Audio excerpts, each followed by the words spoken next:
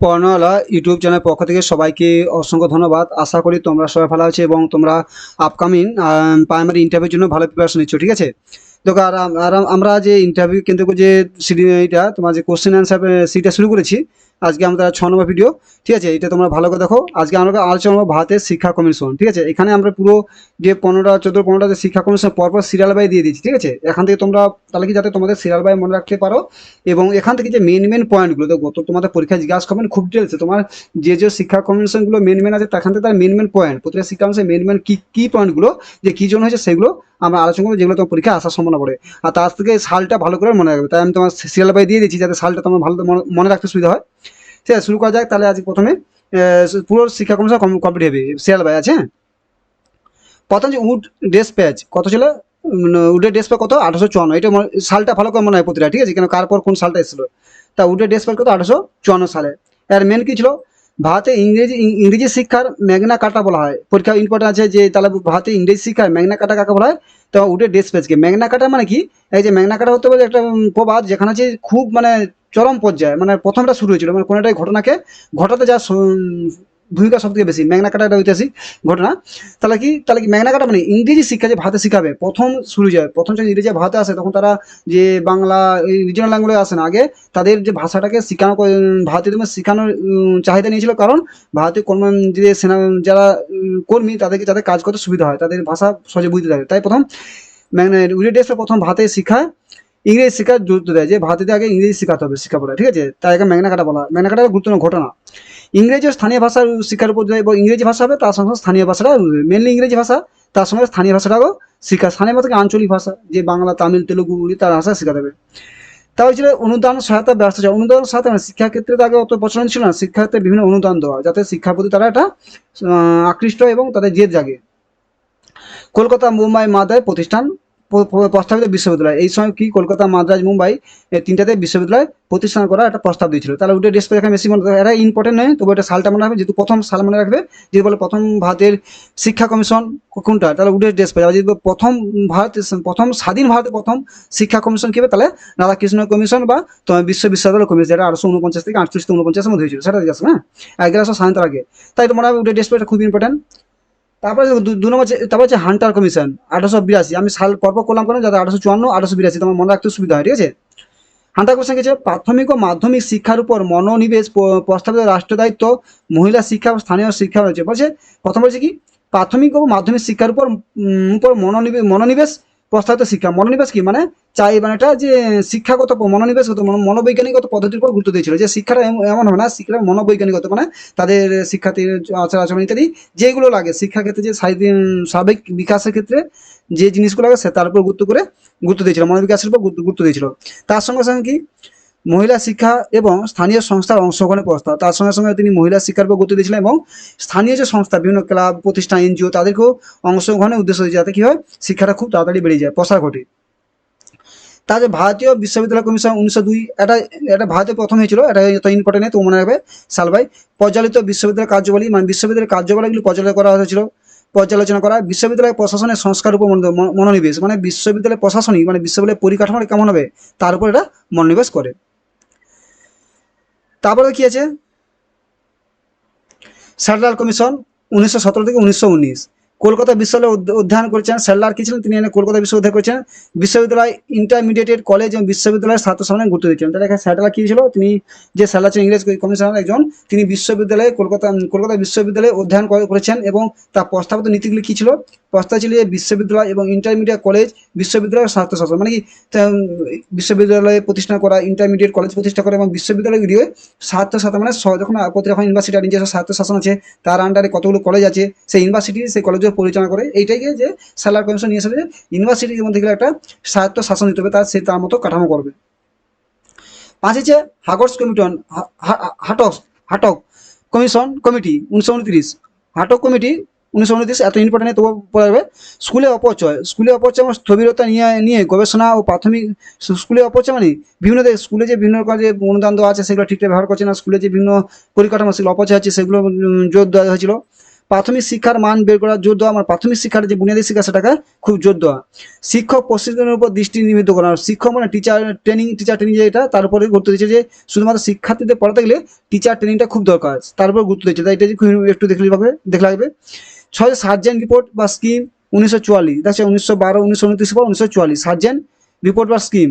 প্রথম যুদ্ধোত্তর শিক্ষা পরিক্রমা, এটা প্রথম বিশ্বযুদ্ধকালীন শিক্ষা পরিক্রমা। লক্ষ্য কি?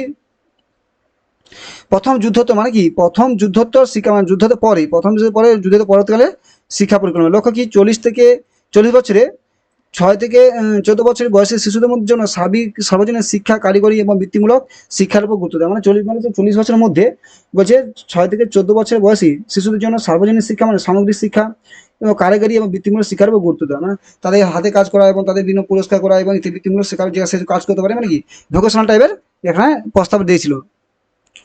তারপরে দেখা যে প্রথম এইগুলো শোনো, এগুলো সব পরে কি স্বাধীনতার আগে, কিন্তু এইবার 7 থেকে যেগুলো হবে এগুলো ভারতের স্বাধীনতার পরে 1947 সালের পর থেকে, ঠিক আছে, দেশ স্বাধীন হয় তারপর থেকে এগুলো শিক্ষা কমিশনগুলো মনে ভিডিও।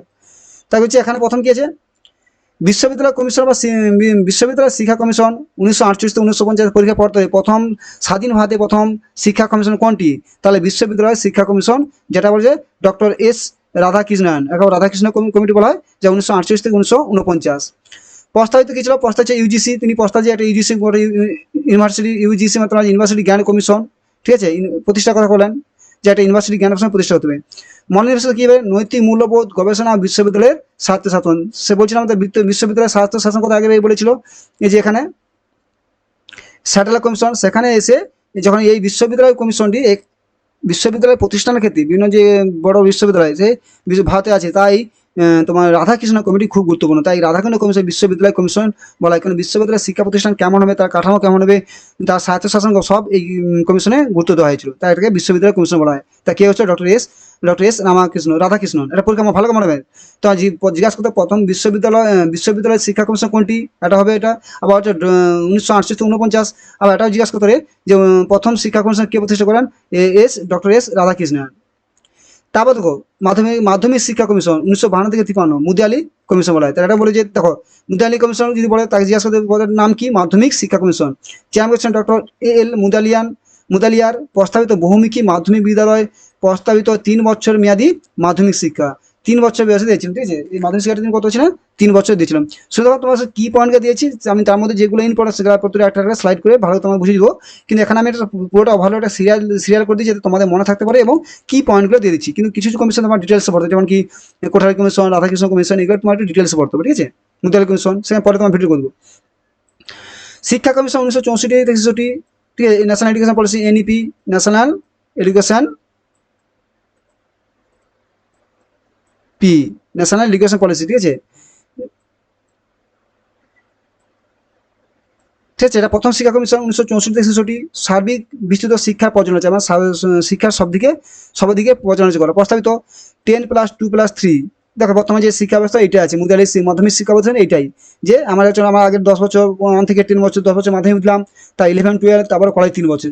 এতদিন আমরা এই প্রস্তাবে চলছি, কিন্তু আস্তে আস্তে এনইপি 2020 সেখানে চেঞ্জ হচ্ছে 5:3 প্লাস তোমার 5+3+3+4 ন্যাশনাল এডুকেশন পলিসি 2020 সেখানে চেঞ্জ হয়েছে 2020 সালের পথে। কিন্তু এটা আগে আমরা তোমরা যারা 90 দশকে তারা দিয়েছো, তারা সব এখানে এই পথে দিয়েছে, ঠিক আছে। সাধারণ স্কুল ব্যবস্থা 14 বছর পর্যন্ত বিনামূল্যে এবং বাধ্যতামূলক শিক্ষা, বলছে 14 বছর পর্যন্ত বাধ্যতামূলক এবং বিনামূল্যে এবং বাধ্যতামূলক শিক্ষা দেওয়া বলছেন। জাতীয় সংহতি, বিজ্ঞান শিক্ষা, সমান সুযোগের উপর জোর দেওয়া। বাকিগুলো যে বিনামূল্যে শিক্ষার সময় জাতীয় সংহতির সঙ্গে বিজ্ঞান শিক্ষাতে সমান গুরুত্ব দেওয়া, এটা খুব এটা একটু মনে রাখবে। স্বাধীনতার পরে যতগুলো শিক্ষা কমিশন হয়েছে খুব ইম্পর্টেন্ট, ভালো করে মনে রাখবে, ঠিক আছে। তারপর যে জাতীয় শিক্ষা কমিশন 1983 থেকে 85 বা 1986 বলা হয়, ঠিক আছে, 1986 বলে এডুকেশন পলিসি 86। চেয়ারম্যান হচ্ছে ডিপি চট্টোপাধ্যায়। না, এটা এডুকেশন পলিসি তার আগে এটা নিচে আছে ইউনিভার্সিটি। দেখো এটা হচ্ছে এডুকেশন পলিসি। জাতীয় শিক্ষা কমিশন 1983 থেকে 85, ডক্টর চেয়ারম্যান ছিল ডিপি চট্টোপাধ্যায়। প্রস্তাবিত কি ছিল? শিক্ষকদের উন্নত মর্যাদা এবং চাকরিকালীন প্রশিক্ষিত পেশাগত শিক্ষানীতি, মানে কি এদের শিক্ষকদের উন্নতি করা, শুধুমাত্র শিক্ষার্থী কলেজ বিদ্যালয় নয়, শিক্ষকের উন্নত মর্যাদাবান করা এবং চাকুরিকালীন প্রশিক্ষণ পেশাগত নীতি শাসন, মানে তোমার চাকরির ক্ষেত্রে একটা প্রশিক্ষণ নিতে হবে, ঠিক আছে, সেই কথা বলেছিলাম। তারপর 11 নম্বর হচ্ছে জাতীয় শিক্ষানীতি এনইপি 1900 তোমার এনপি। দেখো এটা মনে রাখবে এনপি, তো এই দেখো আমি আগে বলছিলাম এনইপি, এখানে বলছে এনপি, তো এনইপি দেখো এনইপি জিনিসটা কি, এই যে এনইপি ন্যাশনাল এডুকেশন পলিসি, এটা 2020 সাল থেকে শুরু হয়েছে, মানে নামটা, ঠিক আছে, 2020 সাল থেকে। কিন্তু আগেই ছিল NPE, national program of education, বা national plan, sorry, national planning of education, ঠিক আছে, যেটা 1986, ঠিক আছে, এটা মনে হবে।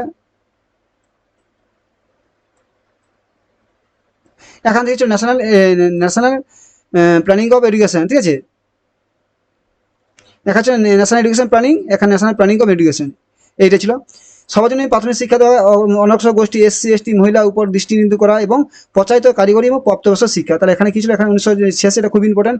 সবার জন্যই প্রাথমিক শিক্ষা, প্রাথমিক শিক্ষা সবাই করতে হবে, সবার অধিকার দিতে হবে। তা আছে অনগ্রসর গোষ্ঠীর, যেমন এসসি এসটি মহিলা উপর দৃষ্টি নিবন্ধ করা এবং নিবন্ধ মানে কি, তাকে নজর দেওয়া এবং প্রচারিত কারিগরি প্রাপ্তবয়স্ক শিক্ষা, ঠিক আছে। তারপর তো 12 নম্বর যশপাল কমিটি 2009 সালে হয়েছিল, এটা খুব মনে রাখবে। উচ্চশিক্ষার সমালোচিত বিভক্ত একক নিয়ন্ত্রণ আহ্বান প্রচারিত অন্তর্বিষয় শিক্ষা, মানে এই তিনটা বিষয় গুরুত্ব ছিল, মানে উচ্চশিক্ষা সমালোচিত করা, মানে উচ্চ বিদ্যালয়কে বিভিন্ন কয়টি সমাজে ভাগ, মানে কয়টি স্তরে ভাগ করে তার প্রশাসনিক কাঠামো আলাদা করে তাকে আরো ভালোভাবে পরিচালনা করার জন্য দেন, কনসেপ্ট দেন।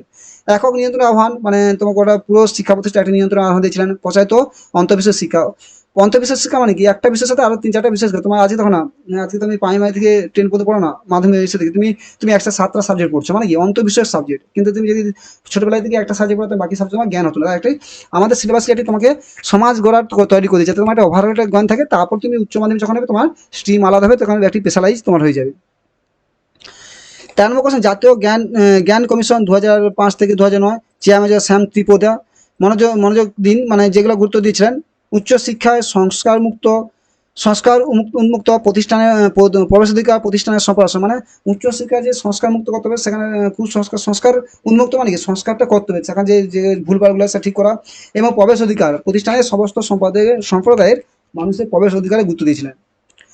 14 নম্বর আছে কস্তুরীরঙ্গ কমিটি 2009 সালে, খসড়া আছে এনইপি ন্যাশনাল এডুকেশন পলিসি, বলছিলাম এনইপি, এর উপর বিশেষ করে ন্যাশনাল 2020 পলিসি এসেছিল।